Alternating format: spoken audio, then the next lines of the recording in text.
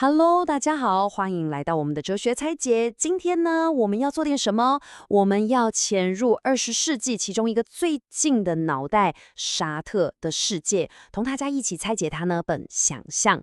我们日日都做紧的想象，你以为很简单？少年，你太年轻了，它背后收埋的秘密可能颠覆你的想法。好，我們即刻開始。好，一開波我就要挑戰下大家，你係咪覺得自己好清楚咩叫想像力？我話俾你知，你平時所理解嘅想像，可能完全係另一回事啊。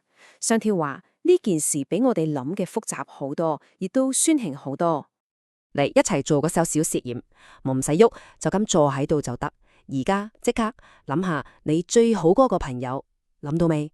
佢個樣，佢點樣笑？好，問題嚟啦，你腦裏面牽呢幅影像，佢真係一張相咩？你試下 zoom in 睇下佢啲眼睫毛有幾多條，或者佢件衫係咪質地，你會發現根本做唔到。你腦裏面嗰個影像其實好鬼模糊，又會變嚟變去，捉都捉唔住。佢根本就唔係一張相，呢個就係沙特於踩走嘅第一個謎團。OK， 要明白沙特要結革命性，我哋就要時間倒流，睇下佢當年係同邊個猜拖。喺佢嗰個年代，啲心理學家對想像的解釋真係有啲慢，仲鑽住牛角尖。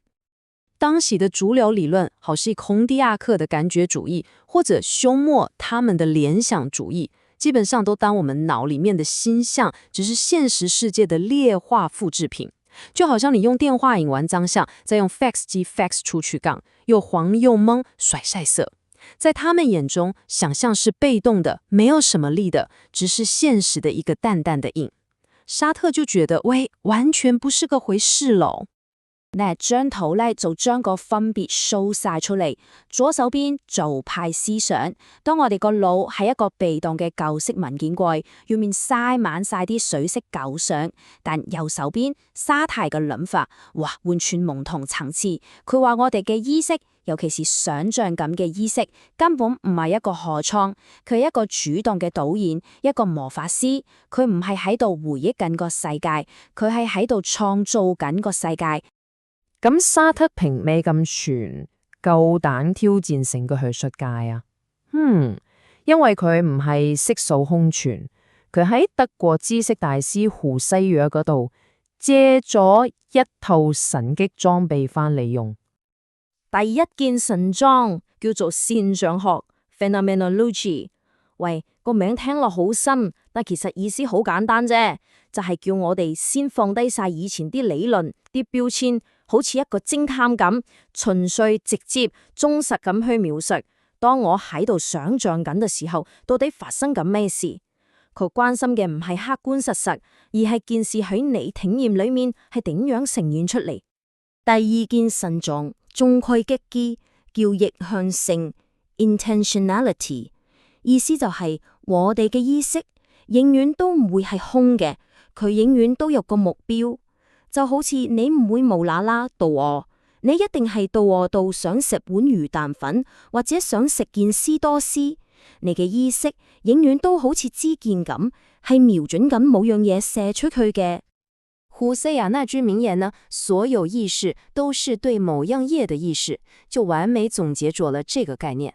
你密開好叫廢話，那隻葉在哲學界來講簡直是原子彈，它將意識由一個靜態的箱徹底變成一個動態的主動向外衝的力量。OK， 阿界沙特有其神裝了，他準備要開大機了。好，各位觀眾做穩啦，思路嚟啦，下嘅情個理論最爆最癲，亦都係最精彩嗰個核心論點，就係你依句，準備好未？想像嘅本質就係對世界嘅否定。呢個嘢有咩意思呢？我哋翻套先個例子。當你想象精你個朋友嗰陣，你其實同時喺度做緊一件極之重要嘅事。你個意識非常非常清楚咁知道，佢而家並唔係喺我面前。你想象佢呢個行為係建立喺佢冇喺度呢個事實之上。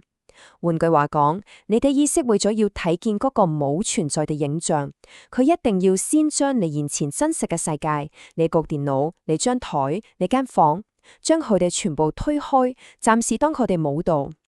沙提仲幫呢種能力改咗個超有型嘅法文名，叫做 irrealisant， 意思就係非實在化功能。哇，成到呢個可以話係我哋意識嘅獨有超能力。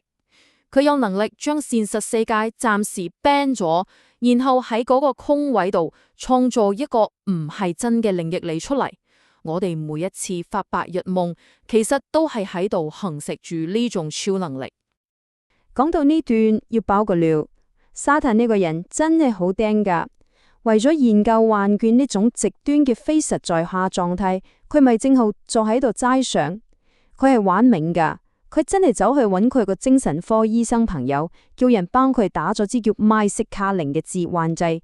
佢要親身落場體驗個腦點樣創造呢個虛假世界。結果聽講搞到佢之後嗰幾個月，都成日都覺得有隻大龍鯊跟住佢。你睇下，為咗哲學，佢真係去到好盡。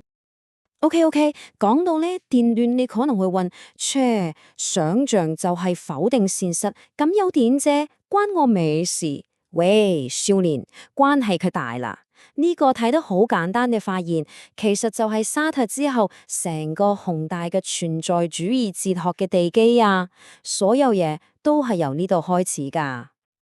你睇下呢條時間線，個脈絡係好清晰嘅。1940年，佢喺《想象》呢本書入面播低咗一息可以否定現實呢粒種子。短短3年之後，喺佢本神作《存在與虛無》入面，呢粒種子就爆發，長成一棵參天大樹，變成一套換卷嘅哲學。再過幾年，佢就透過演講，將呢啲關於虛無同自由嘅諗法推廣到全世界都識。所以成條邏輯鏈是咁樣噶。第一，我哋識得想象唔喺度嘅嘢；第二，我哋發現呢一個行為本身就係一種否定；第三，沙推下就係呢一種否定嘅能力，令我哋可以喺呢個實實在在嘅世界裏面開闢一個叫做虛空嘅空間。跟住第4步最關鍵嗰步嚟啦。正正因為我哋有能力對眼前嘅現實夠 no， 有能力想象一個唔同嘅將來，一個唔同嘅自己，呢個就係我哋人類自由嘅真正根源啦。所以最後，我想留個問題俾大家諗下：如果沙提係啱嘅，如果每一次成長都係對當時行事嘅一次超越、一次反向，咁係咪代表每一次犯紅潮、每一次發白日夢、每一次幻想見另一種可能嘅時候，其實都係喺度進行緊一場最微小但要最根本嘅自由革命呢？下次當你發現自己有發展夢，唔好覺得自己喺度嘥時間，你可能係喺度實踐緊你作為人類最珍貴嘅一樣嘢，就係你嘅自由。